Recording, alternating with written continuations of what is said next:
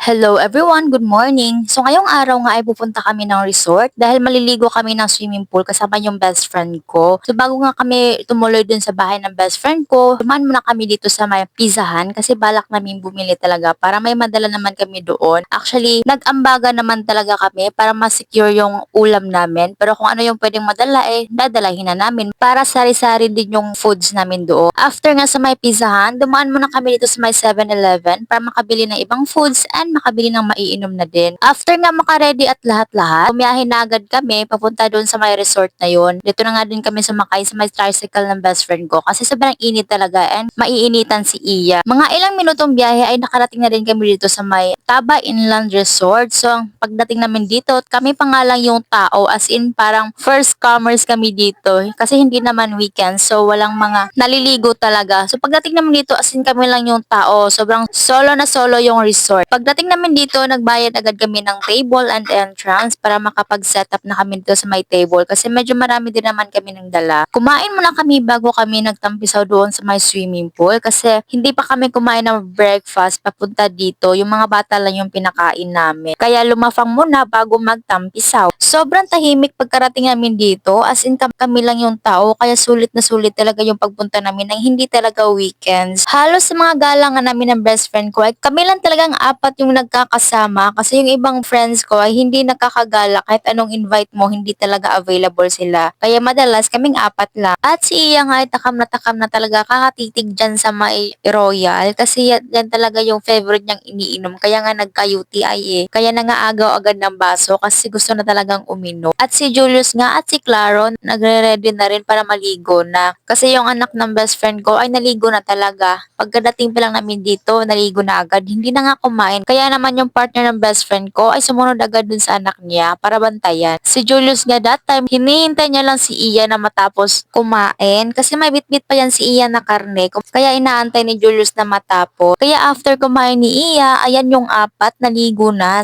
sa may pool na pambata. Enjoy na enjoy yung apat habang kami ay kumakain pa. At dito nga yung malaking pool na pang adults, hindi ko talaga kinakaya yung sobrang lalim nito. Hanggang baba ko yung lalim nito. Kaya hindi ako bumababa talaga kasi Diyos ko Lord, malulunod lang ako kasi hindi talaga ako marunong lumangoy. And napakalalim talaga niyan. Hanggang hagdan nga lang ako dyan. Kita nyo naman, mataas yung height ni Julius. Tapos hanggang dibdib niya na yung tubig. Naglibot na nga muna ako at may nakita ko rito 2 pound na mga isda dito sa may bridge na to. Ang ganda nung pagkakasetup nila and maraming isda talaga dito. Yung mga color orange, hindi ako sure kung anong isda ito. Hindi naman ako maalam pagdating sa mga isda. Pero sobrang ganda tingnan. Meron pa silang mini falls dito. Ayan, sobrang ganda. And sobrang lawak nung place dito. Kasi sobrang laki nung mapagpaparkingan. And ito magkabilaan nga pala yung pond ng mga isda and same design. Sobrang creative dito. Sobrang ganda ng view, napakalawak tingnan. At dyan nga sa likod ng pader na yan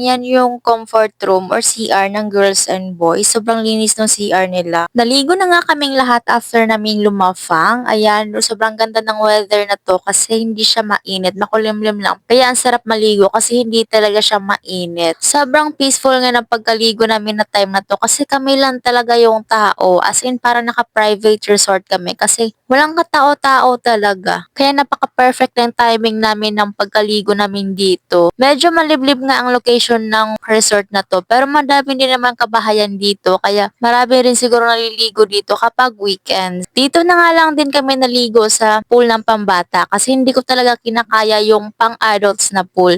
Sila lang yung nag-enjoy and ako hindi. Hanggang hagdan lang talaga ako kasi hanggang baba ko ba naman yung taas ng tubig. Kaya dito na lang kami nag-stay since may mga bata rin naman kaming kasama. Hanggang legs nga lang ang taas ng tubig na to dito sa may pambata. Kaya naman yung anak ng best friend ko, enjoy sa pagliligo kasi kayang-kaya na yung tubig. And si Ian naman, buhat na buhat ng papa niya. Nagsasalitan lang kami kasi minsan ako yung naliligo, minsan siya yung nagbabantay. Minsan ako din yung nagbabantay, siya yung naliligo. Kasi minsan pumupunta sila doon sa may pang-adults na pool kaya hindi ako nakakasama. And si Iya sa akin lang iniiwan. Sobrang sulit ng banding namin na ito kasi minsan lang talaga kami nagbabanding ng friends ko. Napaka-perfect ng timing namin dito. Si Iya nga that time, sobrang enjoy na enjoy, tawa lang ng tawa. Kaya si Iya nga that time, ayaw pa niya talagang umahon sa may tubig. Kanya-kanya nga kaming banding dito na mag-partners. Kaya naman may naghaharutan na dito sa harapan namin. Sobrang saya naming lahat dito. Kaya siguro kapag mas marami kami, mas masaya pa din. Kaso nga lang, as of the moment, kami lang talaga yung makakapag-banding muna. Kasi yung iba talaga, meron din conflict sa mga time availability. And sa time na to, ay lumipat na nga yung boys dun sa may pang-adults na pool.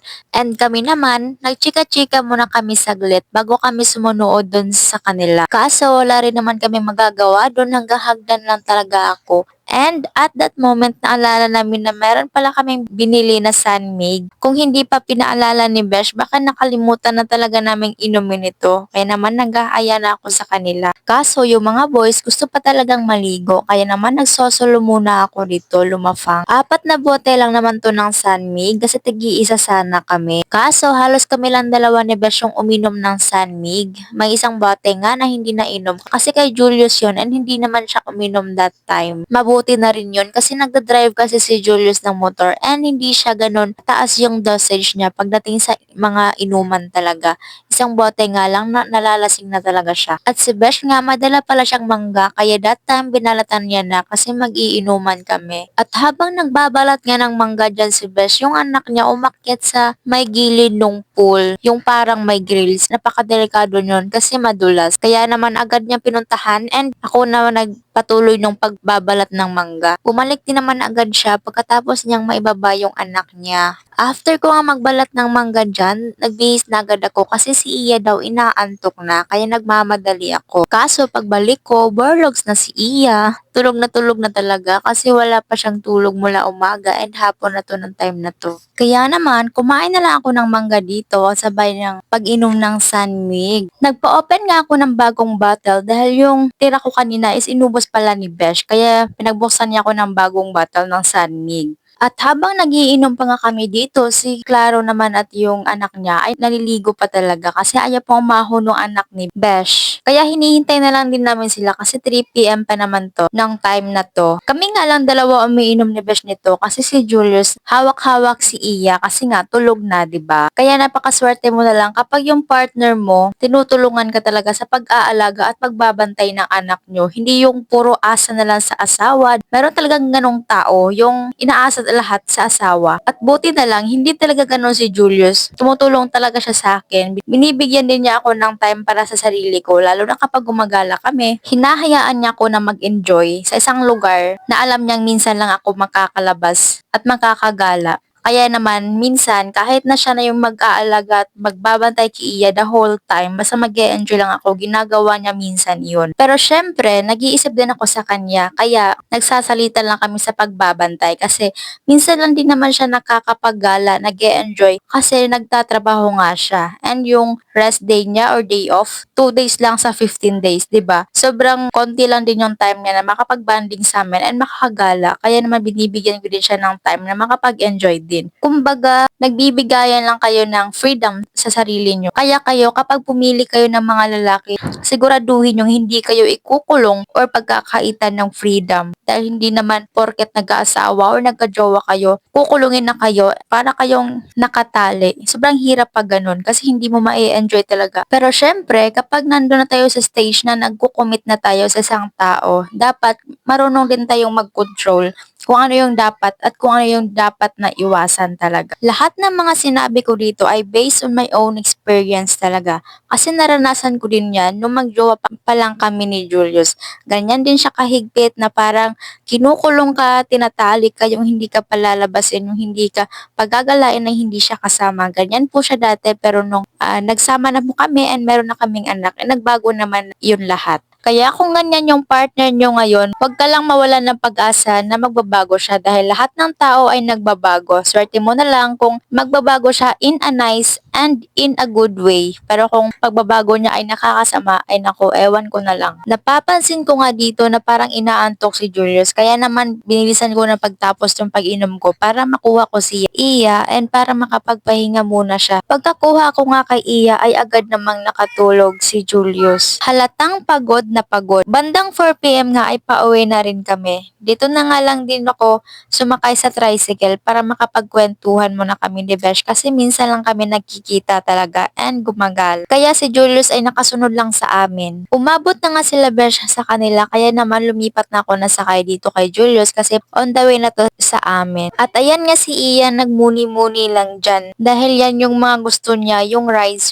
kasi ang hilig niya sumakay sa mga motor. Bago nga kami dumiretso sa bahay ay dinaanan muna namin itong laundry namin kaninang umaga para hindi na kami pabalik-balik sa paglabas kasi nakakapagod na. Nakarating na nga kami sa bahay at nag-arrange na agad ako sa mga gamit namin and si Julius yung nagbabantay kay Iya. Thanks ulit for watching guys!